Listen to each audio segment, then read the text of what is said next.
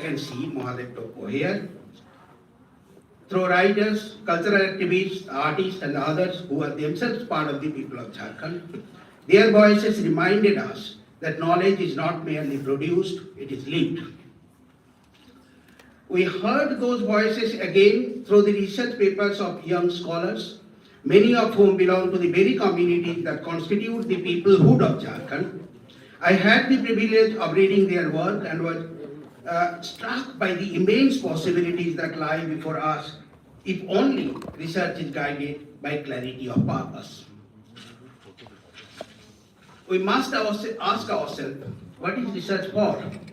Is it only to earn a degree, important though that is, or is it also an ethical responsibility, a commitment to society? The question of purpose resonated powerfully in the main sessions as well. Their engagements with global theories and practices of knowledge didn't merely identify gaps, they also pointed to the resources available for narrowing those gaps, resources essential for any serious structural transformation. Again and again, we were reminded of the urgent need for a dialogue between the global and the local. Such a dialogue is not optional, it is central to the pursuit of progress. And progress, as our deliberations made clear, is not the same as development. Progress is a unity of opposites, to develop and to envelop. How much do we develop? How much do we envelop? How do we hold this together in balance? This, I believe, is one of the most important questions that emerged from our collective reflections. This conference, therefore, stands as a testimony to possibility that two organizations could come together to organize a conference of such intellectual weight speaks not only of capacity but of commitment. Commitment to a vision of planetary progress. I am not saying human progress. That is inclusive, dialogic, and naturally human. Finally, the conference brought us to Ranchi's long and distinguished tradition of excellence in knowledge. It is no coincidence that some of the finest scholarly works in linguistics, anthropology, political economy, sociology, and other disciplines were produced here. This place has long nurtured an extraordinary conversation between global knowledge and local wisdom. What this conference has done is to reopen that conversation and, more importantly, to remind us of our responsibility to carry it forward in the service of planetary progress. I not only hope but pledge that ISD, especially its Ranchi team, will carry the work forward to its best possible extent. Thank you very much. Thank you, Kumar Rana Sahab. And it was really enlightening and reinforcing the commitment of IHD. Now, may I request Professor Ashwini Seth to give us the valedictory speech.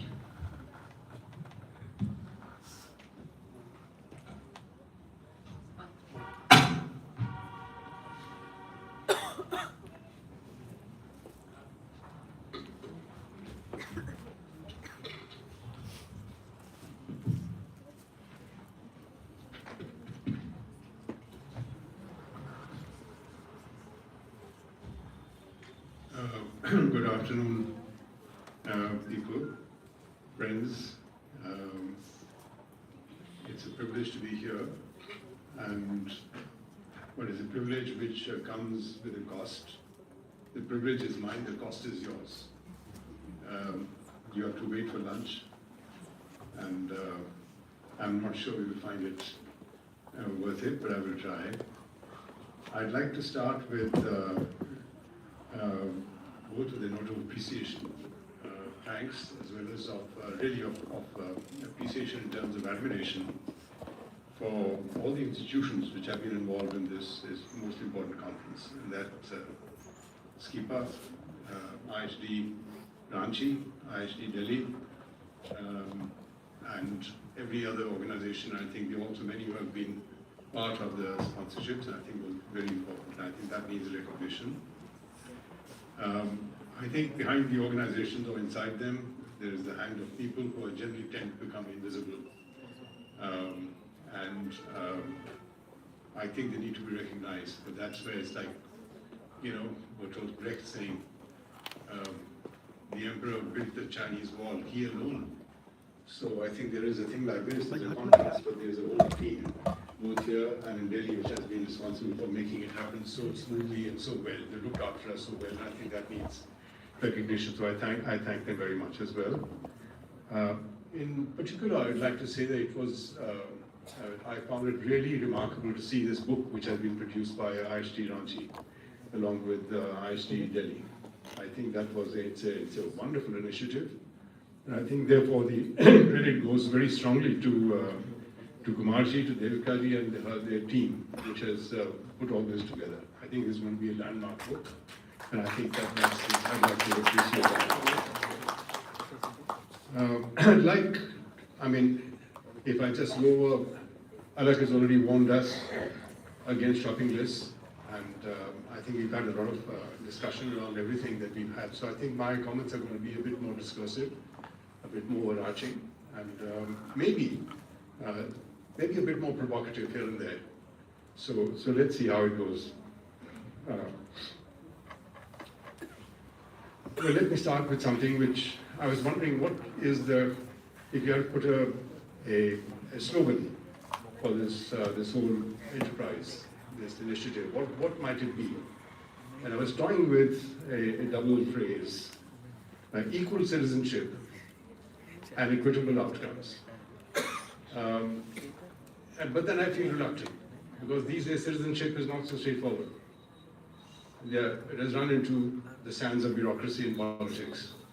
So I think if we say citizenship, many people actually are excluded from citizenship. And I think and I read this morning in one of the online newspapers, new online websites, that some young people from the tribal boys and girls, that they have actually returned their Aadhaar cards to the organization, to the government, and said, we actually give up our citizenship and we are now citizens of our own establishment, our own constituency. They don't call it country, I should emphasize. So I think the question of citizenship is something which is very central. When you are a citizen, and I say equal citizen, I mean equal rights to be able to participate. But does it translate as like $1 one money, $1 one vote in the market? Somebody has many more dollars, there are more votes. So same thing comes up in participation. So we can toy with these sorts of things. I think maybe there should be one vote, electoral vote, if you're a woman, one if you're poor, one if you're socially excluded. So if you put together, you have 3 votes in your pocket. The representation has to be balanced in a way to make it worthwhile. It has to be something which can deliver. Because I think, on the whole, we might agree that after 70 years of participation, if you have repeated trials of something, and repeatedly it does not work, then I think there has to be some reason why we don't actually think of adjusting it. The adjustment doesn't mean that you don't have a democratic representation, but the forms in which it takes place, and the levels at which it takes place, and the powers which are ascribed to that particular form of representation, these are things which have to be thought about, and we have not thought about them. And this, I think, goes to the heart of the problem of exclusion. People think about poverty all the time. I have some things to say about it. I've taught on poverty, I've written on poverty my whole life, but then I moved away from it. The Patna Consensus is on, because I mention it. I think poverty lines are full of lies about the lives of the poor. So I don't believe in them. At that time in Patna, the idea was that line was so low that it made no sense. So we were arguing that if you include all the basic needs meaningfully, the line should be a multiple of this. That was the idea there. But otherwise, I think these poverty lines don't come up to anything. I don't believe in that. So this question of participation becomes very critical. And to my mind, poverty, when you take it through the sieve and you see what comes out at the end, chani mein kya bacha hai, baaki sab nikal gaya, is powerlessness. Poverty is powerlessness. That is the essence of it. It's your inability to transform your life.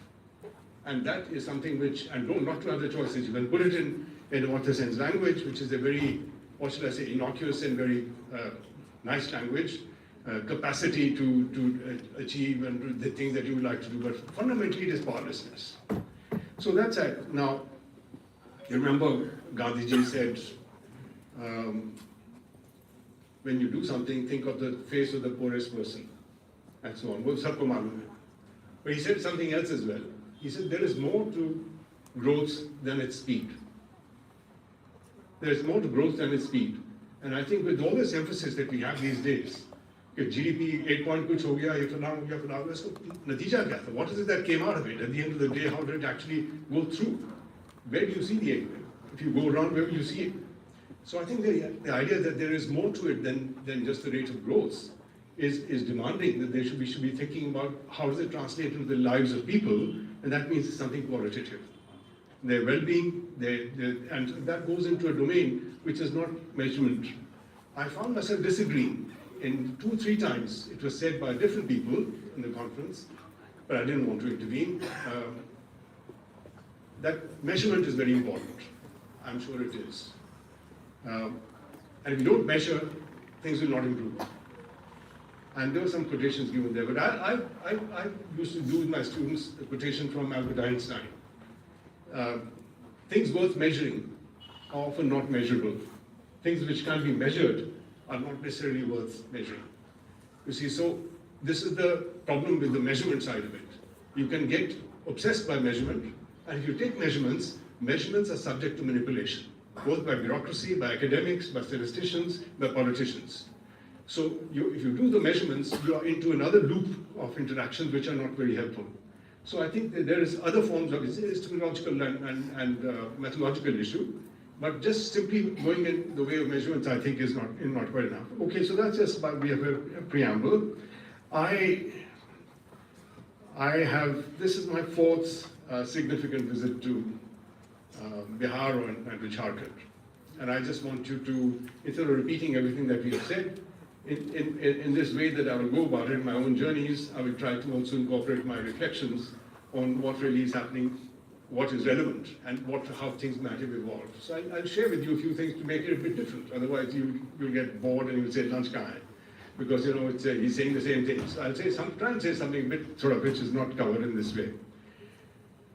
So my first visit here was as a 20-year-old. I just given my BA exam in Delhi, and the results had just come out, and we had not yet joined BMA. And that was 1967, and there was a famine in Bihar, so as you all know. And from my college, St. Stephen's College in Delhi, but also from St. Xavier's here, there were teams going out to actually go into the countryside and to see and help and work out, can we be of any use? The idea was you go up there and you say, "Bataiye, can we help? What can we do?" It wasn't a research exercise, it was just saying, here are bodies and minds, and please tell us, we are willing to do things. That was the idea. So 3 of us, that was my team, or the team to which I belong. One was a teacher, Dr. Brijraj Singh. He's now in the US, I think, somewhere. The second was Sanjeet Roy, Bunker, we call him Bunker Roy, who lived from Sierra Leone, and myself. So we were the 3 who came, and we came to Daltonganj, Palango, and we presented ourselves to the district magistrate, who at that time was Kumar Suresh Singh. Now, I'm going to say a few things about Kumar Suresh Singh, because I think, especially for the essence and the soul of this conference, he is really the great person.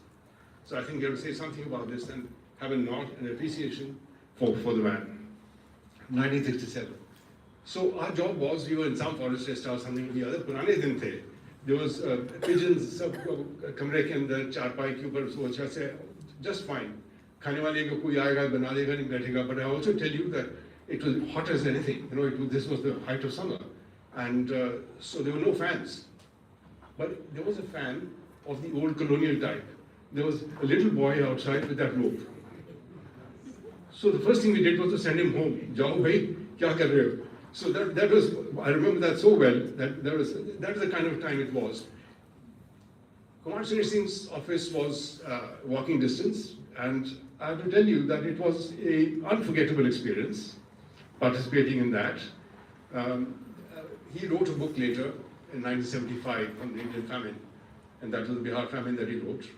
And I'm proud to say that my first piece of writing that I ever did as a social scientist, but this seemed to be more like an activist, was an extract which Kumar Suresh Singh took from the report which I had written by hand and which Brijraj Singh, our team leader, had moderated. Because 20 साल की उम्र पे गुस्सा बहुत होता है. I was so angry. We were so all so countryside में क्या हो रहा है? What's going on? Why this is not happening? That's not happening. All that was spilling out into the report.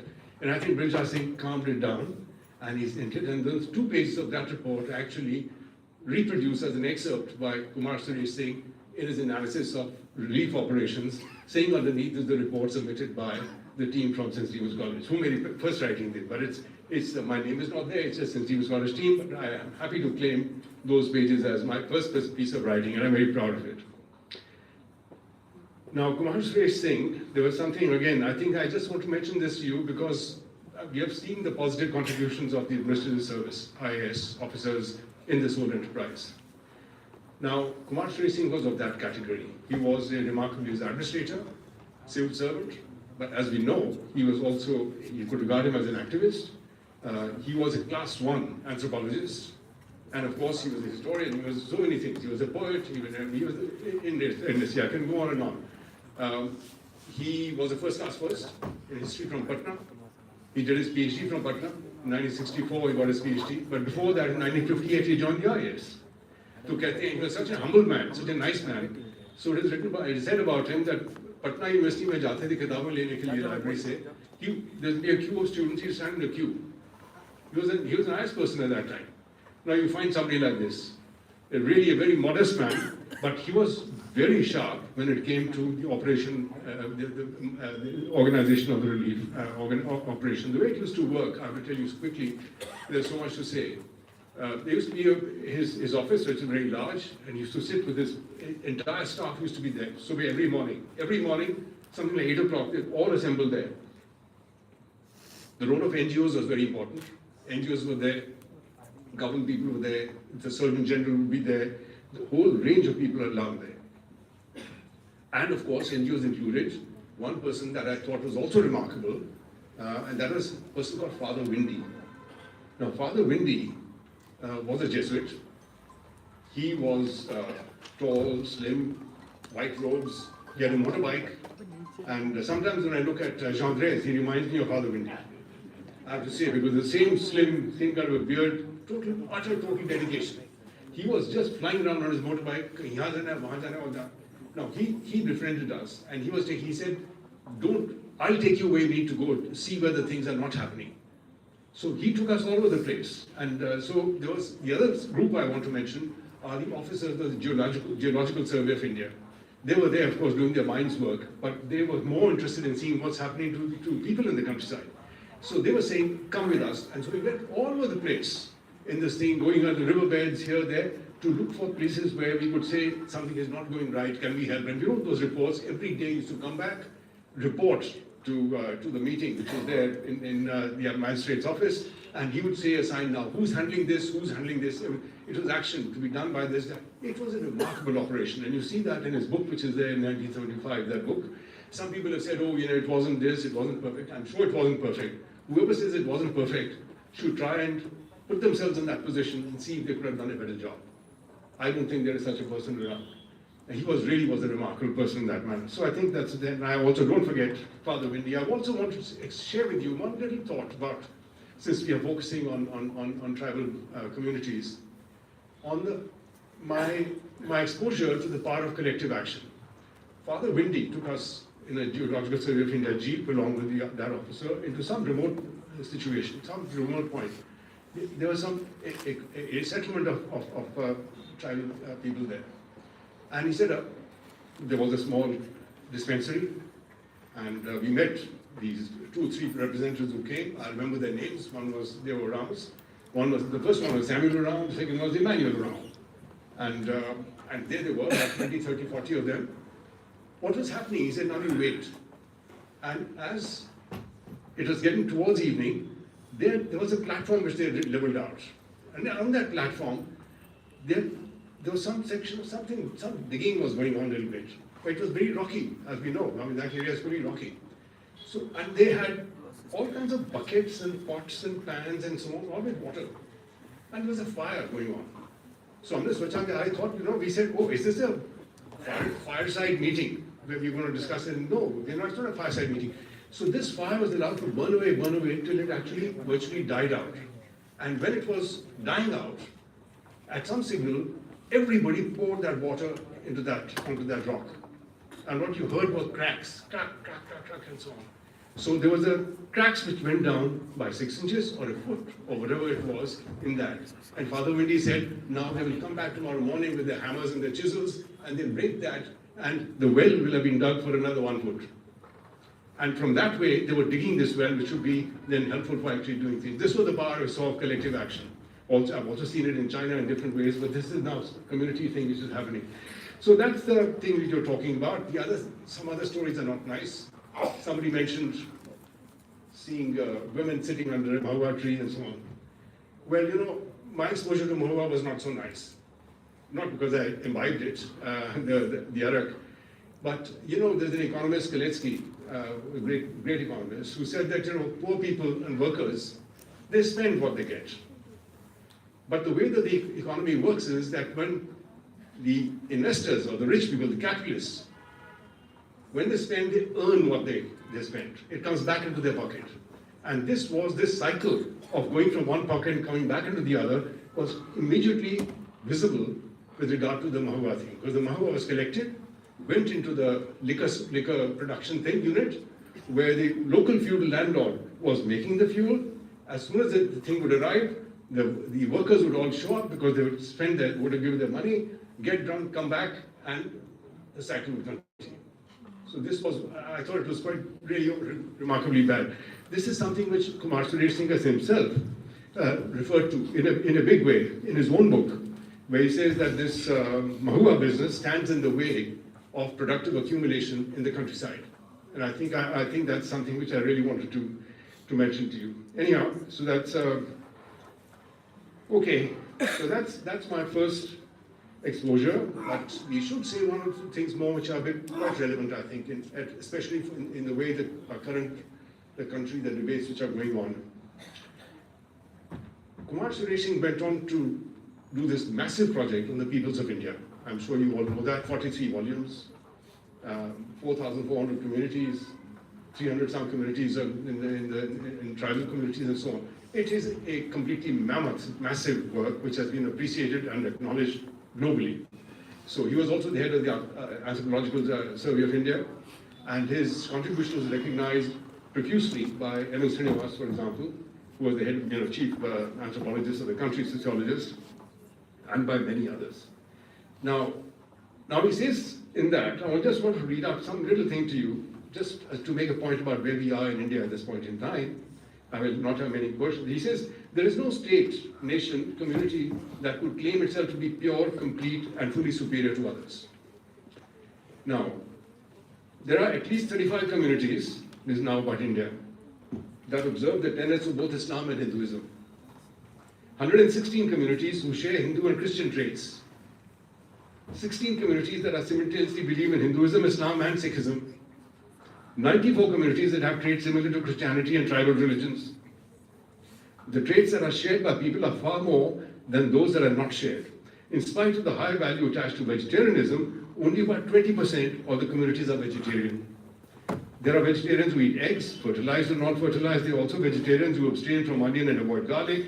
Men, however, mostly non-vegetarian. Women have traditionally consumed alcohol in a number of communities. Smoking is common. Chewing of tobacco and use of snuff is also very widespread. And the chewing of betel is common to several communities. So, Kumar Suresh Singh writes, we are therefore largely a drinking, smoking, meat-eating people. Okay? So here's your top anthropologist, after looking at 5,000 communities, telling you how they are. That's the reality on the ground. Now, what do we want to do here? We want to make something which is a uniformity in one society, suppress everything. Now, we say unity in diversity. Now, here's the diversity. Okay. Now, is the unity to come from a recognition of this diversity and a celebration of this diversity and conversations within this diversity, or is unity to come from a suppression of the diversity? This is the question. This is one of the questions which faces us, and faces us also in relation to the project that we have here, inclusion. It comes out very much in this way. I don't want to say more than that, but I think that's something to my mind. I thought I'd share with you. This comes from Kumar Suresh Singh after his mammoth work. It's of great significance. By the way, he's next year's 20th death anniversary for him. Maybe something can be thought of for that. 10 years from now will be his 100th birth anniversary. That can be done anyway. That should be celebrated thoroughly. But next year, I think would be a good marker to recognize the quality of the man. He was a very humble, very nice, almost affectionate while he was doing all these sorts of things. And he was so, as I said, the humility and the modesty. He died quietly without people knowing about it in Saket, which is a few miles away from where we are. Nobody knew about it. He suffered from Parkinson's, and somebody said that he had just finished a manuscript, correcting some manuscript, proofreading, the day before he died. Now that's the man we're talking about, and I think that this also tells you a lot about the nature of the substance of the project we're talking about. Of course, you all know that Maheshwata Devi, again, a great person who's no longer with us, that her work on Birsa Munda and also Ranier, Adhikar and so on, that the book that she did, a famous book, is based directly on the work on Birsa Munda that she acknowledges it as that, which was done by Kumar Suresh Singh. The Dust Storm and Hanging Mist, I have the first edition of that book in a wonderful condition, by the way, at home.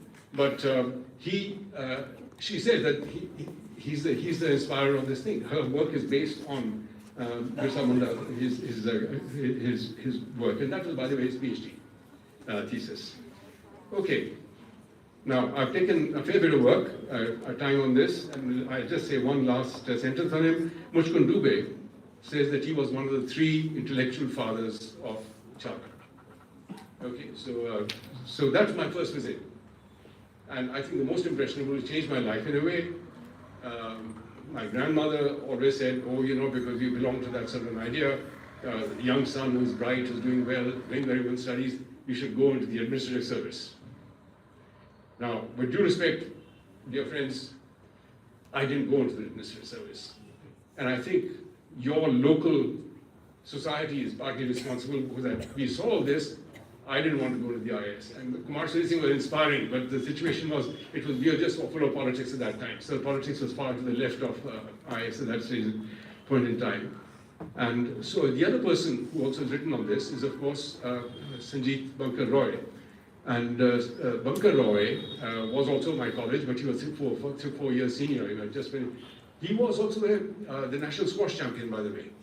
And he was with us, and he also says, and he's said several times, that this changed his life. I mean, that's how he set up Telonia. He gave up the idea of being in a corporate sector, which is what was expected of an elite Bengali family and all the rest of it, but he started off that whole process at that point in time.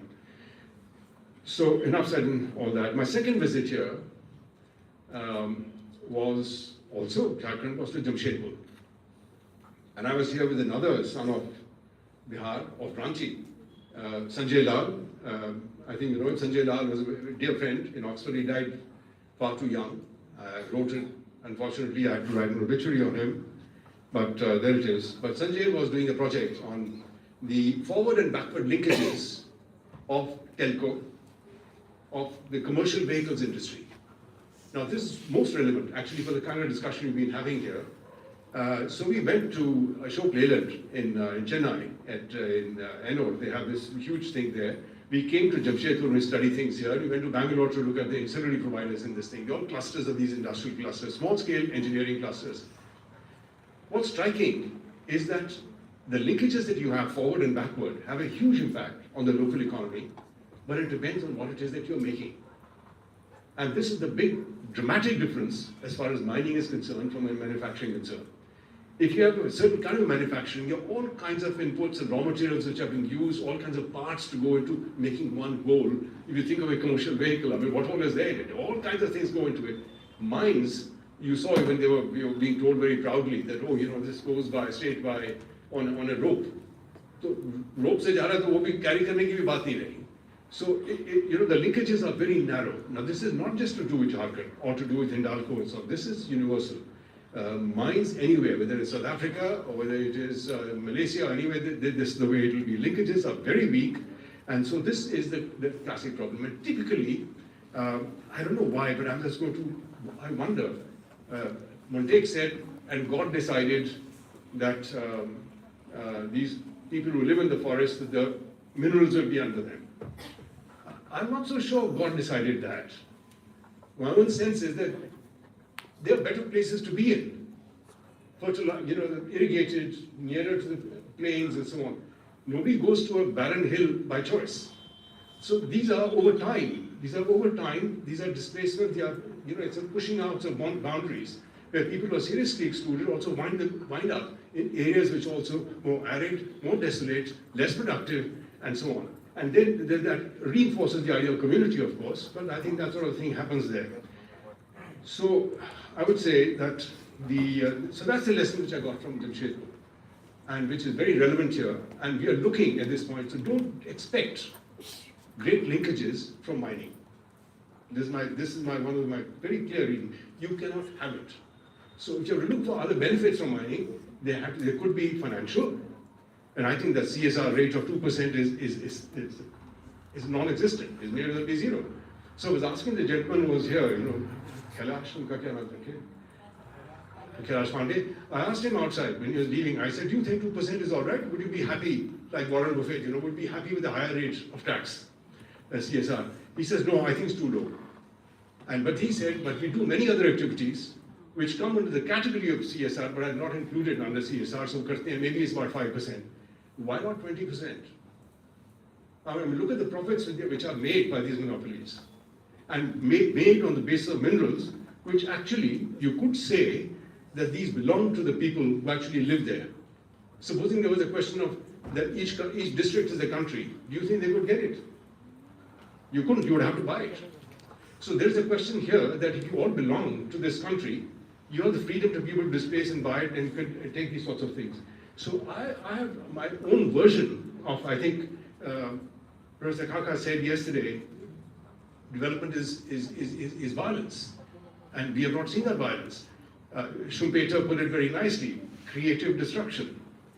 But creative destruction is very nice, but the creative part goes to somebody and the destruction goes to somebody else.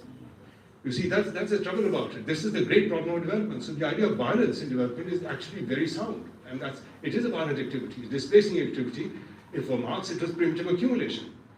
That, how do you get capital, which is savings or whatever resources, in one form into something which can be marketed and sold? A capitalist comes in, does things, and so on. This is what happens. That's what's happening here. So I think that the idea of and I would regard it as a form of internal colonialism, very frankly, because the same mechanisms which were there, which are applicable to the tribal nation, if I may put it in a loose way, in relation to the rest of our nation, the exchange which takes place between them is not very different from the exchanges which took place between the colonial powers and India as a country. So you have to ask these sorts of questions about this. Is it that form? If that's a form, then the problem goes into actually representation about how you assert these rights over these things and so on. So I think the question of the control over minerals, because that's the wealth, and it is so big a monopoly, the amount of, yesterday they were saying, so much and so much, only 71,000 workers in all of Hindalco. Yeah, $238 billion. So if you look at it, it's something like, you're looking at a crore or something like this per worker. It is 4 crores. The ratios don't bear thinking about very much. So I think there's much more scope there. And now, they also said, look, we can't have all linkages. And he was talking about direct and indirect effects. I don't think they have indirect effects through the economy. Maybe through a fiscal mechanism they can. But if you think of, an industry which has a lot of indirect effects, say cotton textiles or something you're doing something like this, you might say CSR can be low because the linkages are so many that value addition is taking place all around.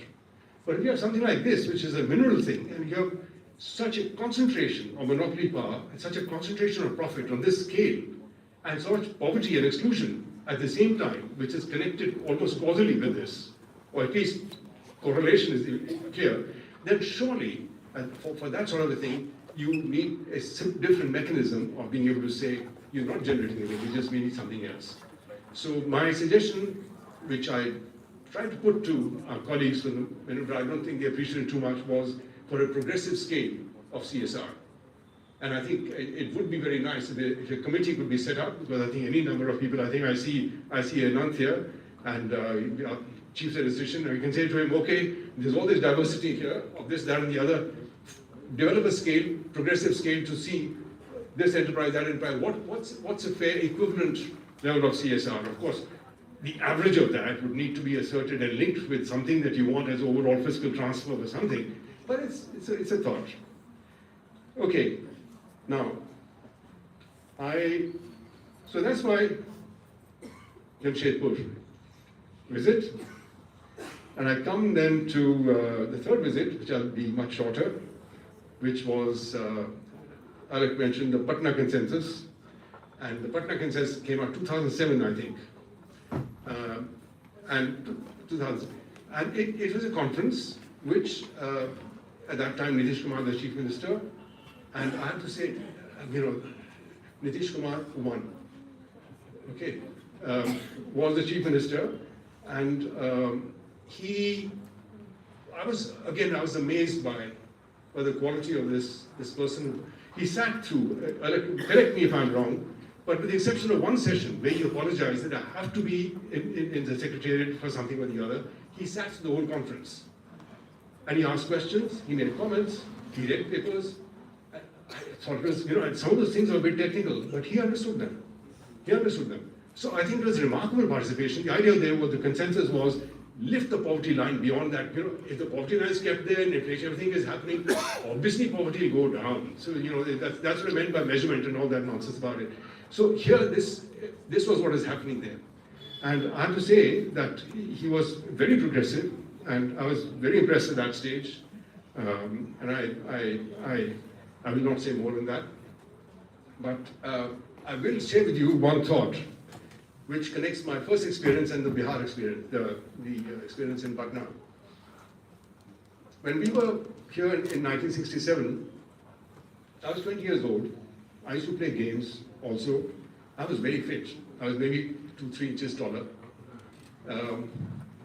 Bunker Roy was the national squash champion. He didn't stay for the full 1 month. We were there because he got the telegram that he had been selected for the national squash team to go to Australia and New Zealand for the World Championship. So we put him on a train, he went. In fact, poor chap, he had diarrhea, and he was wondering if he would be able to, anyhow, that's what happened. So, situation in Balmo was quite interesting. Brijraj Singh got heat stroke. We went to visit him in the civil hospital. He was lying there like this, and there was a goat which was also sitting on his bed. So, the services were challenged, let me put it like this. Now, there we went out to seek Jesus family relief. How does it happen? So we went to a place there was a site for family relief work. We picked up the pick, and both Sanjeet and I, Rajat Singh, there was no way that he could have picked this thing up, try to break the earth. Earth made you cracks there, your shoe could go into them. And it was so hard that when you actually brought this thing down, it made a sound like a musical sound. Ping. And you could not hold because they didn't go into the earth, it would bounce back, and you couldn't hold it. So he said, how the hell are we to do this? And the people who were doing it, you could count their ribs. But they could do it, because they had the technique, I suppose, but they could do it, and they laughed at us. They were laughing away, and they go, these people, kahan se aaye, all these city people. And they were quite right. Now, Nitish Kumar writes, and he says, that the instructions which have come from Delhi are that per day, one such person has to dig 110 cubic feet. 110 cubic feet. Now, so there's something there which one has to think and so on. That was, now, so that I've done. Now the third one, we are now coming into the last one, which is here now today. So, what's all to be said here? I already described the process, I think the relationship, not the process. And I would say that, when the political disposition changes, lots of things change. And over time, you get the assertion from below of people, and that's happening. And I think that's the only way forward. That's the way things will happen. It has to be a political disposition which responds to the voices and the organization from below, and that's happening. So I'm not saying, oh, it was once and for all, that that's the same thing happening forever, not at all. But I would like to share with you, I have a few points about options. What are the options here?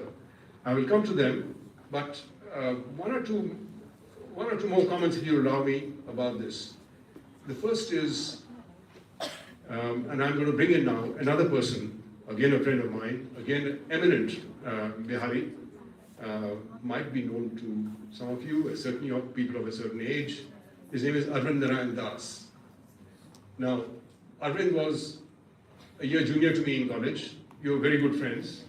He was the president of our union, very political. Everybody was left, and he was more left than left. And he was also in a team, along with a few others who went to Bihar. Separately, we were in one team, they had gone another team. Now that was Arvind. But the thing that I want to mention about his thing is not that particular 1967, but much later, he wrote a book. He used to travel a lot, and I was there at the Institute of Social Studies in The Hague. I was there, and he would come there from the Netherlands. He had a lot of connections, especially in Amsterdam. The famous anthropologist Jan Breman, who's also a very radical anthropologist of India.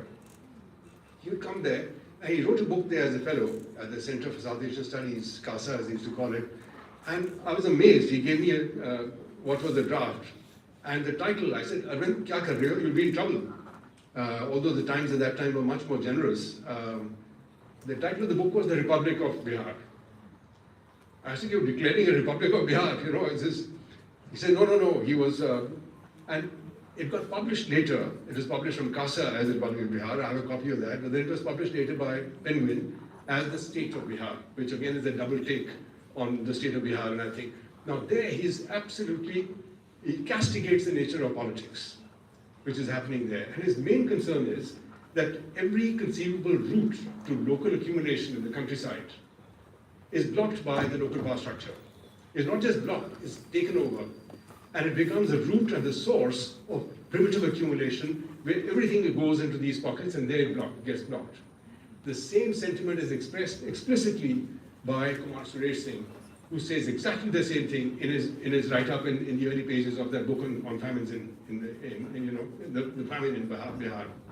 So there's a thing here, and I don't want to read out extracts to you, but it's very powerful. I would strongly recommend for the younger people here to please take a look at the work of Kumar Suresh Singh.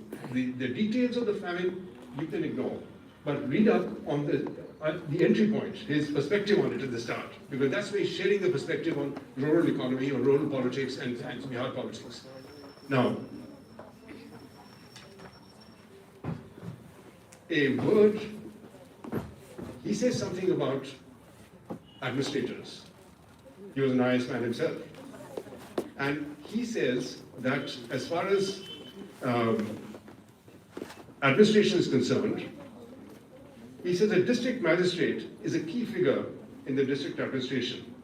He's also the legatee of the paternalistic tradition from the colonial era, which is seemingly obsolete but out of tune with democratic impulses. But in a backward district, the My Baap tradition is still very strong. A flaw in the system is that the great deal depends on whether a district officer exercises his power and influence on the public good, or whether he is content to remain a cog in the wheel, a nut and bolt in the administrative machinery. Much depends on the sensitivity, courage, and imagination that he brings to bear on his task. And I must say, I'm delighted to see the people, representatives of the IS, the Administrative Service, who actually participated here, are very much in that spirit. But this, unfortunately, I would also say that I'm sure we'll all recognize, and these officers themselves, that this is far from something that you can actually ascribe to the entire service. And this is one of the problems which comes up. The same thing is mentioned by Arvind.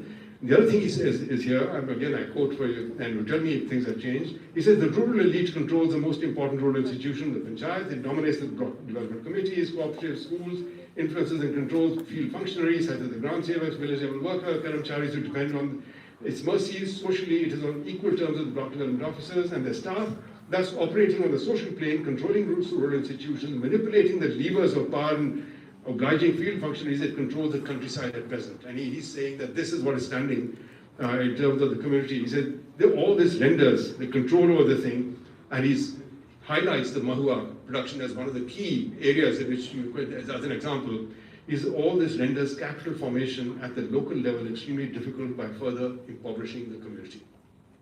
So if we want other forms of investment which are coming up from ground up, you cannot escape looking at the institutional framework within which people are actually going to do this. So who's going to do the investment? To whom are the benefits going to go? And so it's not just your rule form has started, this has started, but who owns it? What are the terms of engagement? What are your salaries? What are the rights? What happens? Is it, why not a cooperative? Can they do it themselves? You're not allowed to have cooperatives. I asked Rana Jhabara in Ahmedabad years ago, I said, why don't you have cooperatives of these BD workers? They've been working here forever, 3 generations, one after the other, rolling BDs, getting the same salary, same little thing, 1,000 BDs and so on. There koi galti hui, cut. She said, you can't do it because there's a mafia controlling that sort of a industry. So the same thing happens. The cooperatives there's an institutional blockade somewhere. So I think these factors, and this leads to primitive accumulation of a certain kind. So I think these things have to be borne in mind in this regard. But and of course, Arvind he'll just take off. So his book is much more entertaining when he's actually describing forms of primitive accumulation. I'll read out one small paragraph to you. Of course, a libel does not apply when the person is not alive. So I can tell you, it's not about that I'm going to, say something about Arvind, but I'm telling you what Arvind says about somebody else. He says, among the many people, and I think there is something about sand and soil and all this sort of stuff in it, because there's a lot, sand mafias are very powerful, so I think one has to be very careful about these sorts of things. He says, among the many people who dipped their hands in the public works till, was the late Lalit Narayan Mishra. You remember Lalit Narayan Mishra, I think he was assassinated, something was put on these. Who started as a petty contractor organizing Shramdan, voluntary gift of labor, during the construction of the Kosi embankment in the 1950s, and grew up to turn making money to play politics and playing politics to make money into a fine art. So here he's talking about somebody who's actually a top politician, top-ranked politician. So there are these sorts of things, which I'm mentioning, but nothing comes up in this way, and I don't think these things can be said in a public communique. It comes under the word governance. You see, we just say good governance. So and then the rest you have to imagine yourself. Okay, now last, let me say, where do I stand? I'm an economist. So a few things I'll do quickly, but I'll go very fast over these things. I think there's one can get a hype and thrill out of saying figures for Jharkhand show that it is actually growing well and so on and so forth. But if you look at the last 25 years, the share of Jharkhand GDP, state GDP, in the national GDP has actually gone down from 2 point something to 1 point something. It has fallen back. It has fallen back. Inequality is rising. Now, the next question will be, maybe it has fallen back from the others, but maybe its absolute level is very high. I would have loved to have seen some productivity figures for agricultural land. Didn't see it. Agricultural land is not very productive, but there are a lot of people living there. And the land sizes, the holding sizes are crumbling. So it's impossible to imagine, unless there is some divine intervention, that this is not leading to some form of impoverishment from, if you're thinking only of the income from agricultural activities, especially crop activities. You see, crop activities, they really are not going well at all. And that's a very large part of it. Okay. Now, lots of things to say, but I really have to limit myself otherwise. You can also have the strange idea. First time, suppose you show it to someone who's just a numbers economist. Share of manufacturing, higher than India. Share of industry, including mining and manufacturing, way higher than India, multiple, much higher. Share of agriculture, low. You see, right? This is the Lewisian process. Arthur Lewis is saying, wonderful. This process has happened. Then you look a bit more closely and then you say, this is nothing of the kind. This is the duality of an extreme variety, which is nothing to do with the Lewis model in this way. So I think that is one of the things, it is not at a mature stage. It's a completely bifurcated economy. So this is something to think about. So it's a lopsided, typical mining, extractive economy, like in Zambia, like in Malaysia, like in South Africa, like in Botswana, and so on. So Jharkhand is not exceptional in that regard. It just happens to be one of a whole group of countries which are had suffered the same way. So I mentioned this thing about, that's what I meant by neoliberalism as well. Okay. Now the other thing I want to mention here, and this comes back to Lewis and not being a great thing, development is not about employment alone. You see, in the Lewis model it is labor is transferred from there to there, and all of a sudden productivity goes from the low productivity sector to the high productivity sector. GDP shares rise in industry, per capita incomes rise in industry, eventually agricultural wages rise in agriculture because agricultural labor is run out, and everybody benefits because their wages are rising. That process is not happening. And in any case, when you're thinking about Jharkhand in particular, development does not equate completely with employment, even if it is decent employment. Because for Jharkhand, as has been repeatedly emphasized, it has the quality with regard to the tribal population. There is something which is different, which has to be thought of, and that's an additional, non-negotiable demand requirement. I'm saying non-negotiable, but that comes from the side of it's a tribal voice speaking, that we don't want to disappear. Yeah, we don't want to disappear into areas where we want to retain our identity. Now that doesn't mean the identity is like in a museum, it's fossilized or ossified, it's not, and surely, and we saw it in the very first day, which there was a wonderful program on the cultural and the literature and so on, that this kind of identity is reforming, reshaping under new contexts. And that's the way it is. It's not just new contexts and things, but a new generation. Younger people have a new framework. They have a new imaginations. They have new aspirations. So things come up. Now those have to be, how are those going to be accommodated into the framework, the template of saying tribal society and its not preservation, but its regeneration along productive and progressive regeneration. That is something which that society itself has to be able to understand and work out for themselves. It is not for others to say, oh, you should be modernized. I think I disagree with on this with Montague. He said, no, you can't leave them out and so on. Yeah, of course, you should modernize on good terms, but who decides the good terms? And what really happens? So it goes back to the question of participation and democracy in this regard. And one person is not one vote when you have a minority of this kind. Otherwise, we are back into the world of majoritarianism. You see, and that's been the disgrace of many forms of democracy, and not quite the strongest point of our own. So these are some of the things I would mention here. Why you want to preserve that thing? I think those things all obvious people have mentioned. Everybody said this, and I would recommend for those who have not looked at it, the early pages of the book which you produced on the Adivasi, the thing where you have the very clear statements about what is the intrinsic value that you can get from looking at tribal societies. There's a relationship with nature, sustainability, it's to do with solidarity, it's to do with intergenerational, and I think it's also, I'm sure to an extent, that gender comes into play. You saw the sensitivity and the diversity of opinions which came on gender. Who makes decisions, who doesn't, and so on. But that is something which will evolve again and all these things. So I think it's not, development is not about employment, it has this additional thing, don't expect it from mining. So where do we get it from? Indicators, I said to you, people talk about enrollment. Please do not talk about enrollment without, as you were pointing out so clearly in the consensus about the dropouts and about the quality. And the ACER study, which is there from 2024 for Jharkhand, shows that if you look at the kids who are in class 6 to 8, and you ask them, can they read the sentence in English which is from class 2? You find that 56% can, 44% cannot. Can they do a division, class 6 to class 8?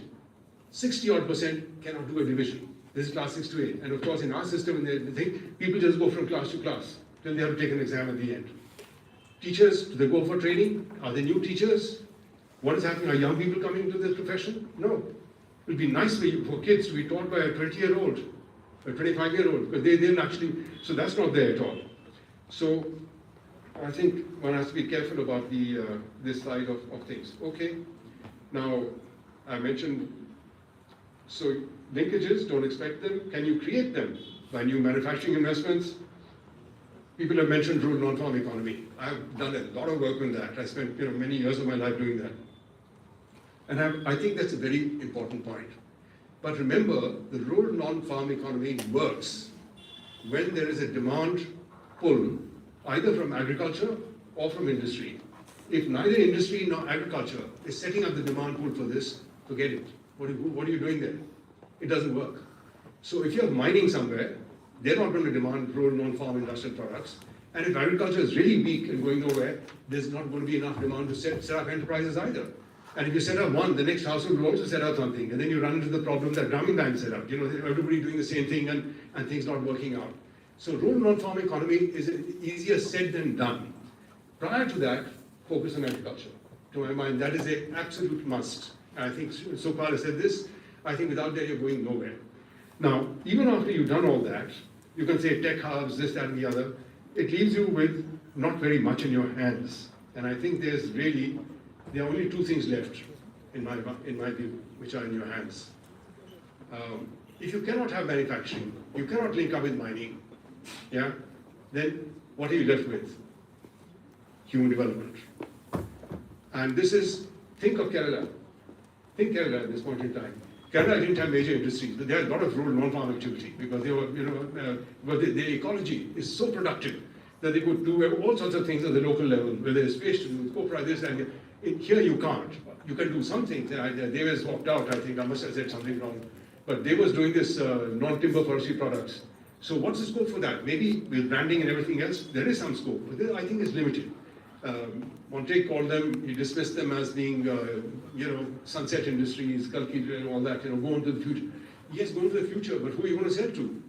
Who are you going to sell to? Who's setting up these things? I was telling you about Jamshedpur and so on, but that is a very different enterprise. Yeah, the whole product very different. So I think that's one. We have to look at towards human development, which means high-level education. It's one generational project. It's not 2 or 3 generations. One generation. To educate kids does not need grandchildren to educate Telugu. You can do it right now. You can start with that. I think so massive investment is required in this. Satish Mishra, our friend, was saying that in Indonesia, they said by law that it has to be 20% of the budget has to be spent on schooling. Now here we have 2% or something. I don't know what it is. And there's a cess, but we don't know where it disappears into. So I think there's a disaster in the education sector in this way, which really, but it has to be the driver of many of these things. Second thing is, what are the assets? And for many of these poor people, their assets are their body. The main asset is the body. And you have to look at the men, you have to look at the women. And I think, so you have to protect the body, nutrition, good health, security, access to medical attention. Along with it, if you have good education, you have something, at least you have a resource. But you need that kind of a technological assistance. Now, education is not just a school, you finish class 10, you have to give you a CBSE exam and you're through. No, it has to be education which can link up in some ways. This is where the nature of skill comes in, which can fit in, and then ask the corporate honchos. And they're doing it. You saw it this thing. They had many schools that they were linking up with and do this. So that kind of thing can be expanded to bring these sorts of people into play. I think that's the other thing I would say education is extremely important. And then, of course, that would lead to migration. There's no escaping from it. There's no jobs here. It will lead to migration. And so what's wrong with that? The migration, remittances. Kerala is called a remittance economy. When I studied it, it was, 25% of state GDP was coming from remittances. And India is not like this. Bangladesh is like this. Ceylon is like this. And Egypt is like this. And it's really that's a phenomenon. They are hot centers of accumulation globally. And labor comes in from all over the place, and they see it's matched or not. Same thing applies in India. The hot centers of accumulation at the state level, and labor goes here and there. But at high level, more educated, entering at a different point, and not entering at the lowest level where you are dispossessed and you're going hunting for a job. So it's not supply driven. I would say that's extremely important. So this, I would say, is one. And lastly, then I would say, you would come to social transfers. These were dismissed, again, very almost pejoratively, with disdain as freebies. Reverie. So, as freebies. Now, this is a great feeling. It goes back to the question of democracy and the nature of democratic participation. Why should these be freebies? And why are there so many of them? And like somebody very properly said, I think it was from the floor, they say it's a competition. 20 दे रहे हैं, 25 दे रहे हैं, 25 दे रहे हैं, it's like an auction. But in the end, there has to be something beyond that. And I think this idea that you're just giving out things at election time, there's the same thing is called the political business cycle in industrial economies. Again, back to the economist Pilatsky. So this is a very unproductive way of spending money. It may buy you, you can, let's say, you can persuade the people, some of the people, all the people some of the time. It may buy you a little bit of that, but it's not very productive, not very useful. So I think that's, but there has to be social protection, which is meaningful, social protection in terms of health, education, all those sort of things we know, and pensions. And in that, can be scope for a universal income as well, which is for certain categories of persons, not as an answer to everything. I totally disagree with that side of things. But if you have an aged person, a woman who cannot participate in something, a care economy worker, then you can have UBI which can be directed in that productive sort of way. I think those sort of transfers can be done, and that's where you get the money. Corporates, they're making huge pots of money. Profits are virtually going untaxed in this regard. So I think that's something which you have to get on this thing. So that's more or less what I have to say. But I think I said non-negotiable additional requirements of development in Jharkhand. How do you negotiate, not negotiate? I think I think you need struggle from below to put some wind in the sails of these people. So it is really the political process of democratic struggle which will actually shift the parameters in their favor. It's not an economist game, it's not a corporate game, but it's the other game which the other things which have to happen. I'm sorry I've taken too much time of yours, but I can't, once I start, somebody else will stop me. So, thank you.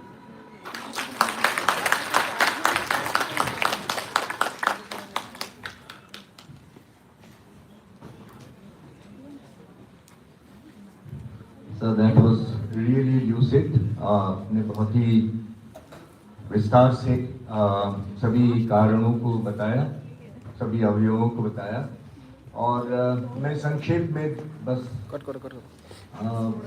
दो बातें कहना चाहूँगा, और मेरे ख्याल से economist की भाषा नहीं, मैंने आज कविता चुनी है आपके लिए। तो दो भाग। T.S. Eliot ने ये कहा था, from the struggle, that the lot, the destiny of man is ceaseless labor, right? And then he added in the poetry called The Rock, जिस rock की बात आपने कही थी तोड़ने के लिए, the perpetual struggle of mankind is man. So let all of us struggle perpetually to attain our dignity, our identity, and our prosperity. A. B. मैं अब हिंदी में एक कविता बताता हूँ, जो डेमोक्रेटिक फर्वर की बात आपने कही। उस कविता का शीर्षक मुझे अभी याद नहीं, लेकिन ये था, एक दिन इंसान को संघर्ष करना पड़ेगा सरीसृप गोजर बिच्छू से। We all are aware about forest people, forest dwellers. So सरीसृप गोजर बिच्छू से, गरुड़ों से, गिद्धों से, चीतों से, सिंहों से, लकड़बग्घों, कुत्तों से एक दिन इंसान को संघर्ष करना पड़ेगा। और उसकी अंतिम पंक्तियां हैं, आदम की आदमी कहलाती औलाद से, तर्कलुप्त लक्ष्य भ्रष्ट भीड़ों से, संज्ञा व्यक्तित्वहीन कीड़ों से, शोषण पर तुले धन कुएरों से, शासन के आत्महीन पुर्जों से, क्लीबों से और जंतुओं से, जो नेता, निर्णायक, जननायक, विधायक का स्वांग भर निकलते हैं, मंत्रालय, न्यायालय, सचिवालय, संसद की मांदों से एक दिन इंसान को संघर्ष पड़ेगा। मैं अपनी बात इन्हीं बातों से बंद करता हूँ। आपकी कविता से मैं भी एक चीज जोड़ दूं। साहिल दानवी का नाम आपने सुना होगा। उन्होंने कहा, the lines which I used in Patna, माना कि आज तेरे मेरे अरमानों की कीमत कुछ नहीं,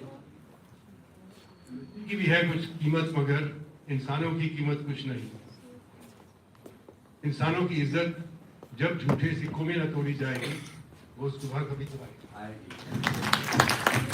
कौन कहता है कि आसान में सुराग नहीं किया जा सकता है? पत्थर तो तबीयत से उछालो यारो. On these words, I now invite for closing remarks Dr. Rakesh Ranjan.